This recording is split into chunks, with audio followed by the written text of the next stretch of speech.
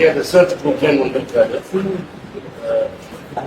எங்களோட கருத்து என்ன பேசணும், இந்த ஏதன் ஏற்றூர் மேட்டர் எல்லாத்தையும் எடுத்து துணியை எடுக்கிறது இவர் தான். இவரை மதுரைக்கு வந்தது 2 காரணம். ஒன்று, இப்போ மன்ரேகா அதாவது வேலை வாய்ப்பு திட்டம் காந்தி அடிகளார் பேர்ல காந்தி மியூசியம் எடுத்து பேசுறது பெரிய ஆயிருக்கு. காந்தி அடிகளார் பேர்ல இருக்கிற 100 நாள் வேலை வாய்ப்பு திட்டத்தை கம்ப்ளீட்டா மாத்திருக்காரு. அதுல என்ன குறைபாடு இருக்குன்னு. அடுத்தது இந்த நேஷனல் ஹெரால்டு கேஸ் பத்தியும் சில விஷயங்கள் உங்களுக்கு யாருக்காவது புரியல தமிழ்ல என்ன கேளுங்க, நான் தமிழ்ல சொல்றேன்.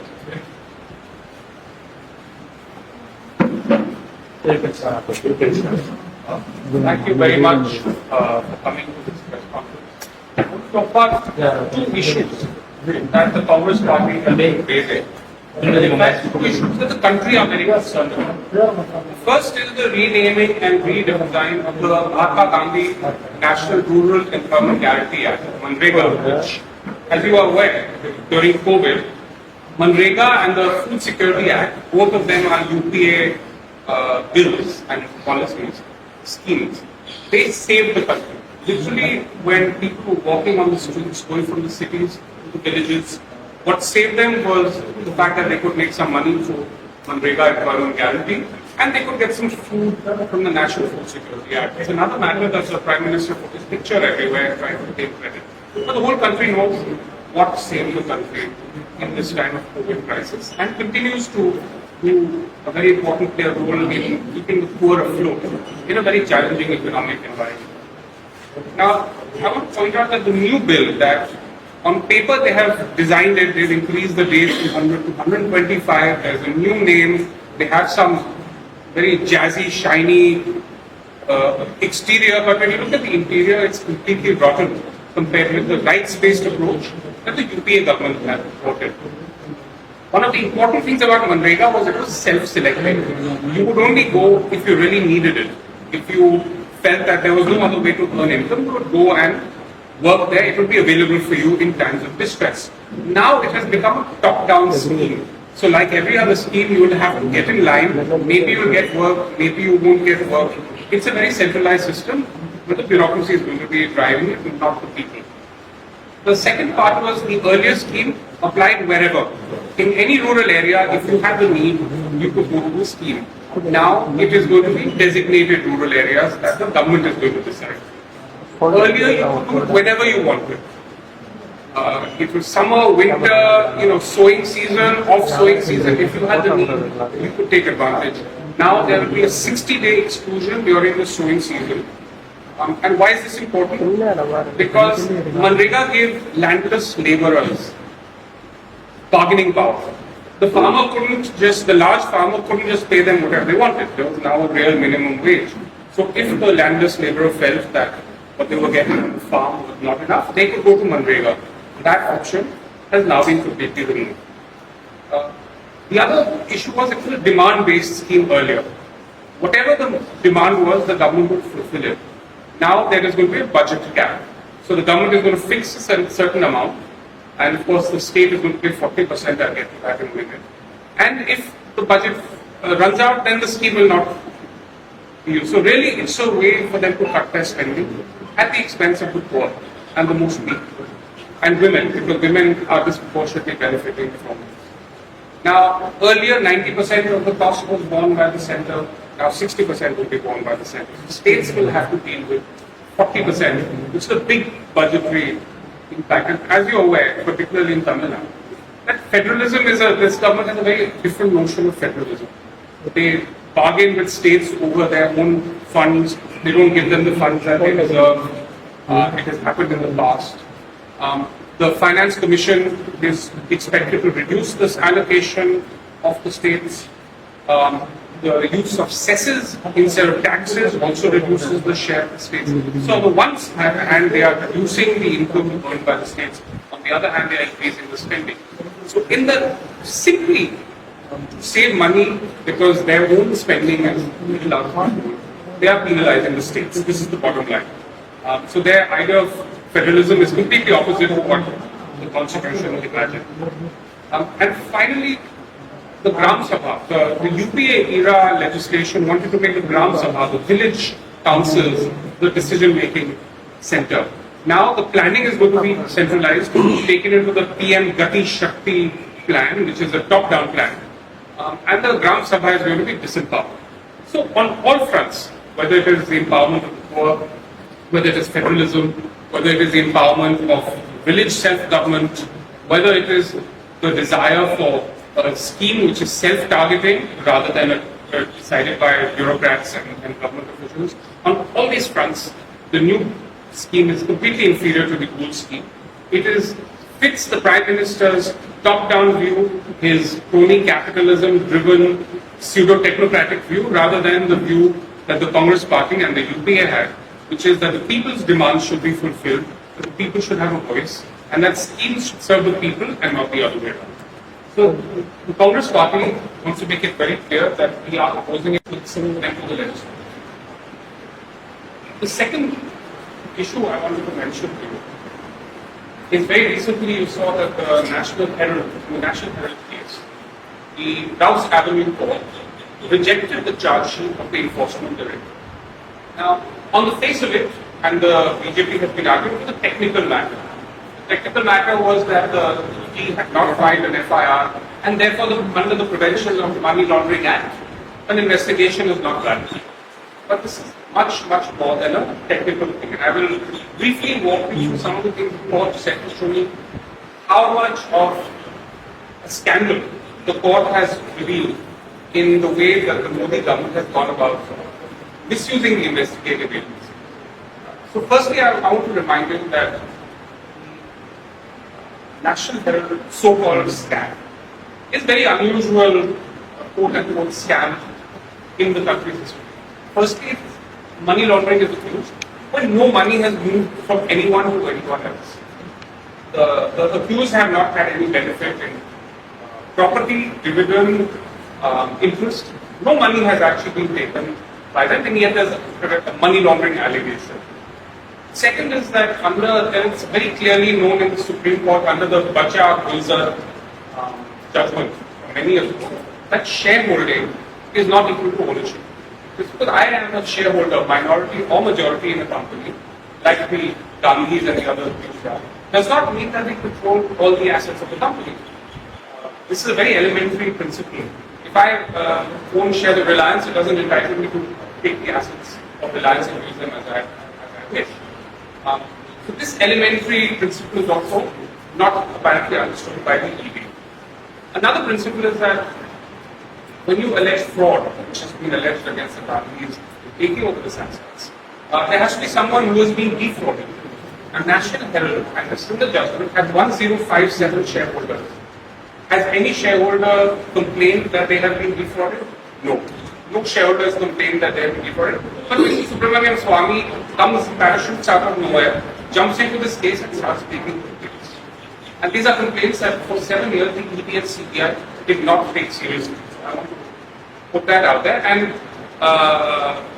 Subramanian Swamiji has, since then, he has himself asked for a stay on his case and has backed away from this case. But the ED then jumped in 21. Now, I'll just make very concise some points I want to highlight from the judgment. The judgment says, it is in theory it's a technical judgment, that for this reason, this charge sheet is rejected. But what it says in the judgment is it points out that the ED and CBI for 7 years, from 2014 to 2021, had the view, both of them agreed, they were in communication clear, that there was no grounds to file an FIR.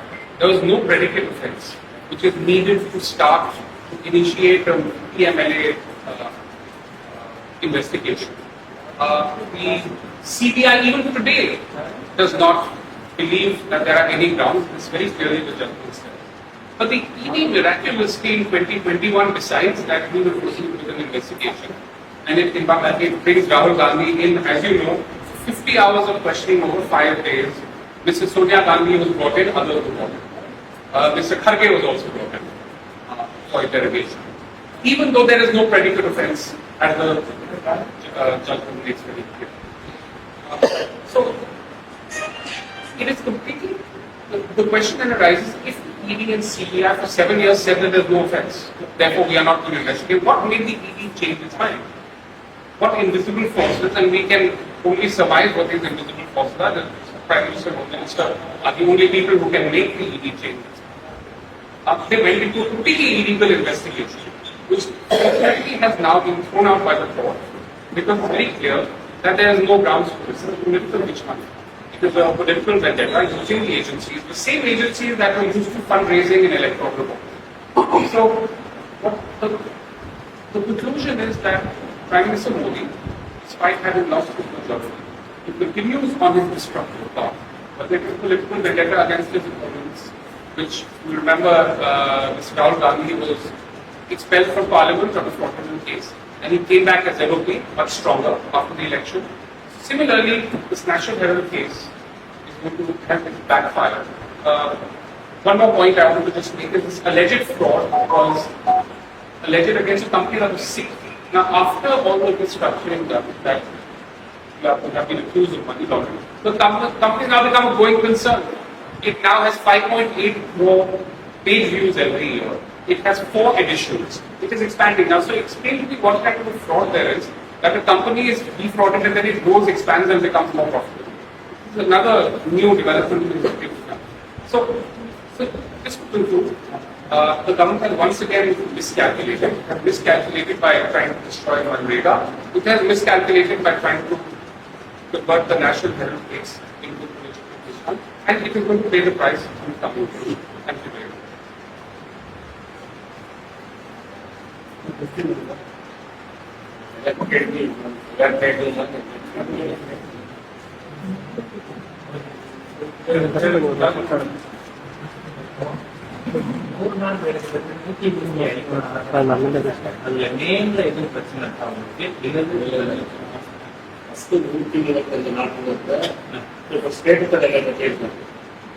முன்னாடி 90 நாங்கள் ஆட்சி செய்யும்போது மாநிலங்களுக்கு முன்னால் கட்டணம் 90% state கவர்மெண்ட்டும் 10% state 90% central கவர்மெண்ட்டும் 10% state government கொடுத்துருந்தாங்க.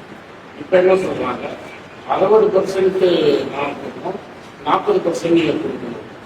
ரெண்டாவது பெரிய ப்ராப்ளம், பட்ஜெட் அலோகேஷனே கிடையாது. மக்கள் கேட்குற அளவுக்கு நாங்கள் காசு கொடுத்தோம்னு நினைக்கிறோம். நாங்கள் 50,000 கோடி பட்ஜெட் வச்சிருக்கோம்னு வச்சுக்கோம். மக்கள் 50,000 கோடி கொடுத்தா 60,000 கோடி. இப்போ இவங்க என்ன சொல்றாங்க, 125 நாள் வைக்கணும். ஆனால் பட்ஜெட் இல்லாதான் போகும்.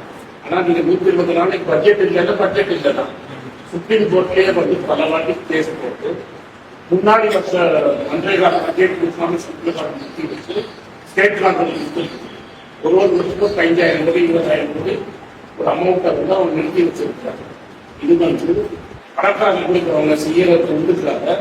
இந்த மக்களுக்கு செய்ய பணத்தை கொடுத்த பணம் இல்லை, கஜானா காலிங்கிறதுனால ஒரு பட்ஜெட்டை போட்டு இந்த பட்ஜெட்டுக்கு மேலே எங்களால் கொடுக்க முடியாது. இதுவே ஸ்டேட் கவர்மெண்ட் கொடுக்கணும். வரி வர வேண்டிய எல்லாத்துக்குமே நீங்க பிடிக்கிட்டீங்க.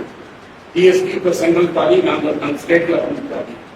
அதே மாதிரி இப்போ வந்து செஸ்ஸின் பெட்ரோல் எல்லாத்தையும் செஸ்ஸுன்னு போட்டு தூக்கிட்டீங்க. செஸ்ஸுனா சென்ட்ரல் ஸ்டேட் கவர்மெண்ட்டுக்கு வருமானம். ஸ்டேட் கவர்மெண்ட் எங்கே வருமானம் கொடுக்கும்? பெட்ரோல் தான் நீங்களே காசு எடுத்துட்டீங்க, டீசல் தான் நீங்களே காசு எடுத்துட்டீங்க, செஸ்ஸின் போட்டு எடுத்துட்டீங்க. இப்போ டுபாக்கோ சிகரெட்ல விலையை பற்றி காம்பன்சேஷன் நீங்களே எடுத்துட்டீங்க. பரவலாம் நான் வச்சுருக்கேன், சில நீங்க வச்சு எந்த ஸ்டேட்டு எந்த மாநிலத்தால பணம் கொடுக்க காசுலேருந்து வருது. அப்புறமா அதுக்கப்புறம் என்ன சொல்றீங்க, கடன் வாங்கக்கூடாது. கடன் வாங்கி ஏழைகளுக்கு செய்யணும்னா நீங்க என்ன சொல்றீங்க, கடனும் வாங்கக்கூடாது. நான் கடனும் வாங்கக்கூடாது, எனக்கு வருவாயும் கிடையாது, ஆனா பணத்தை கொடுத்தா எங்களுக்கு கொடுக்கணும். அதுக்கப்புறம் ஒரு பட்ஜெட்டை போடுறீங்க. எனக்கு 4 பேர் முக்கியமா தெரியுங்களா, இந்த கோட்ஸை நாட்டுக்கு இண்டிபெண்டன்ஸ் வாங்கி கொடுத்தாரு. இப்போ அடுத்த கட்ட போராட்டம் தான். தெருமலை இறங்கி போராட்டம் நடக்கும். இந்தியா ஃபுல்லாக இதுக்கு போராடணும். மக்கள் வந்து வேலை வேணும்னு கேட்டு வேலை இல்லைன்னு சொன்னா கட்டணும். இதை வந்து முதல்ல பிரதமர் வந்து முதல்ல குழி தோண்டி புதைக்கன்னு சொன்னார். அவரால் குழி தோண்டி புதைக்க முடியல. அவர் கடைசியில வந்து கோவிட் டைம்ல மக்கள் 100 நாள் வேலை வாய்ப்பு திட்டம்னா ஜாஸ்தி ஆயிடுச்சு. இது என்ன சோயிங் டைம்ல அந்த நாட்டு நன்ற சமயத்துல வந்து நான் இதை கேட்க மாட்டேங்கிறாரு. அப்படின்னா என்ன, நீங்க விவசாயி வந்து பணக்கார விவசாயி நாட்டுக்கு லேபரை சீப்பா பிடிக்கணுங்கிறதுக்காக தான் கூலி கொடுக்குறவங்க தான் இந்த ஸ்கீமே வந்தது. இப்போ நாங்க வந்து அந்த 60 நாள் நீங்க வேலை கொடுக்கலன்னா அடிமாட்டு வேலைக்கு ஆளை வேலை செய்யணுங்கிறது நீங்க பண்ணுறீங்க. ஆல்ரெடி ஃபார்மிங்கை அதானியை உள்ள கொண்டு வந்து அம்பானியை உள்ள கொண்டு வந்து எஃப்சிஐல எக்ஸ்க்ளூசிவா இருக்கிற ஸ்டோரேஜ் தான் அதானி எல்லாத்தையுமே கொடுத்துருங்க. அப்ப என்ன சொல்றீங்க, இந்த 100 நாள் வேலை திட்டமே வேண்டாம், அதானிக்கு அடிமையா எல்லாரும் வேலை செய்யணும் பேசுவாங்க. இங்க மற்ற பிரச்சனை ஒரு பிடிஆர் சார் உங்க ஏரியா பிடிஆர் கேளுங்க, நீங்க போய் பிடிஆர் கேளுங்க.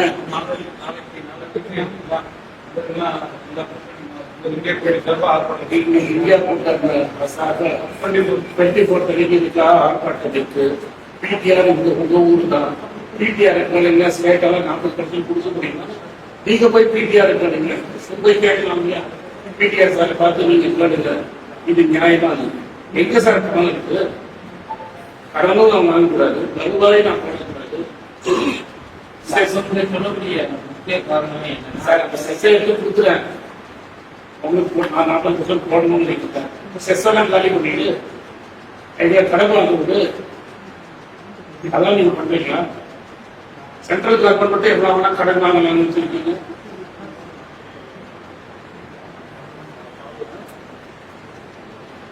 பஞ்சாயத்து ஆமா டெல்லியில இருக்கிறவங்களுக்கு தெரியுமா வேலை ஒண்ணு இல்ல பஞ்சாயத்து தலைவருக்கு இந்த கிராமத்துக்கு வேலை ஒண்ணு பஞ்சாயத்து தலைவருக்கு தெரியுமா இல்ல டெல்லியில இருக்கிறவங்களுக்கு தெரியுமா?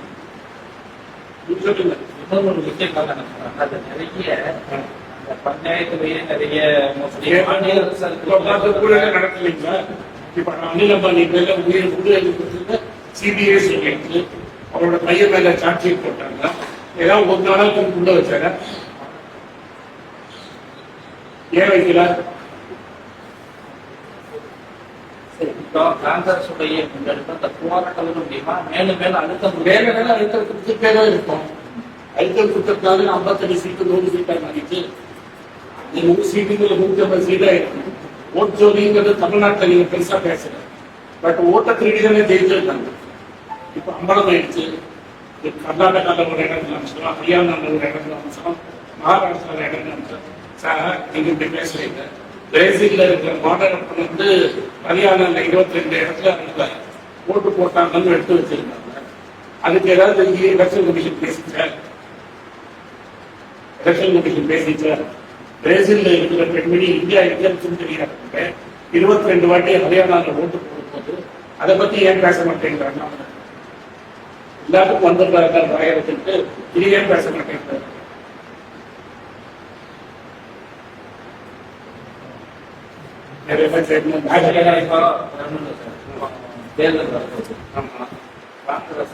அதிகப்படியான தமிழ்நாட்டில் காங்கிரஸ் ராகுல் காந்தி கட்சி பிரிந்தார். ராகுல் காந்தி யார் வந்து யாரை பார்த்தாங்க, நான் போய் யாரை பார்த்தேன், நான் யாரை கட்டி கொடுத்தேன், அதெல்லாம் முக்கியம் கிடையாது. இருக்கிறது ஒரே ஒரு தான் ஹைகமாண்ட் தான்.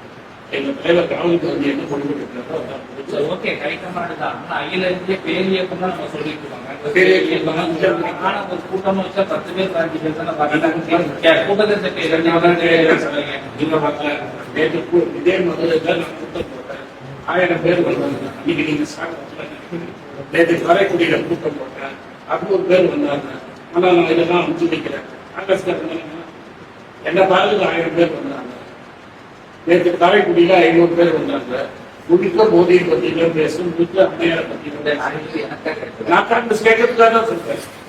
என்ன பார்க்க காங்கிரஸ் கேட்கறத பார்க்க வந்துருக்காங்க. இல்ல இளைஞர்களையோ அது கூட்டத்தான் நேற்று வந்தவங்க இளைஞர் தானே மனப்படத்தை வந்து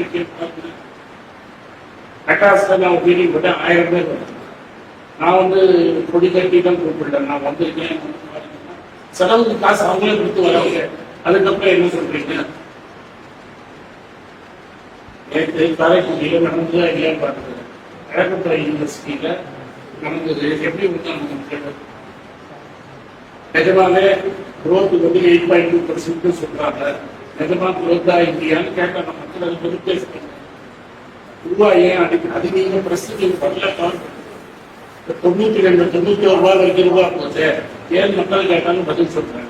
விலைவாசியை ஏறலன்னு மோடி சொல்றாரு, ரிசர்வ் பேங்க் சொல்றது. விலைவாசி எப்படி ஏறி இருக்குன்னு நான் மக்களுக்கு முன்னெடுத்தீங்க. மக்கள் கேட்கறதுக்கு வந்தாங்க. அதனால காங்கிரஸ் சும்மா இருக்காங்க. இந்த இப்போ 3 நாள் வேலைக்கு தேர்தலில் அதை பிரதிபலிக்குமா?